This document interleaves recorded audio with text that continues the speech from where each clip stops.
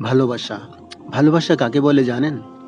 আল্লাহকে না দেখে প্রতিটি সিজদাকে অনুভব করি আমরা, এটাই হলো ভালোবাসা।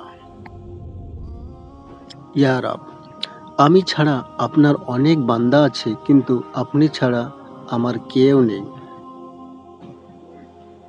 মানুষ যখন বিপদে পড়ে তখন বুঝতে পারে পৃথিবীটা কত কঠিন, আর আপনজনেরা কতটা নিষ্ঠুর।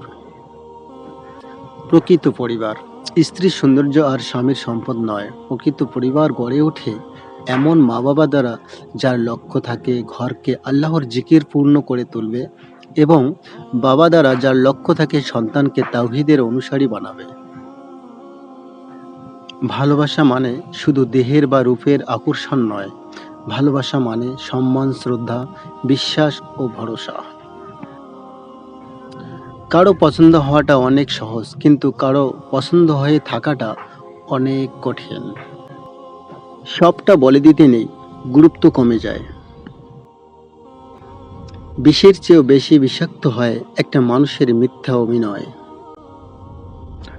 কতজনকে রাজি খুশি করবে? শুধু এক আল্লাহকে রাজি খুশি করে নাও, দেখো সব সমস্যার সমাধান হয়ে যাবে ইনশাআল্লাহ।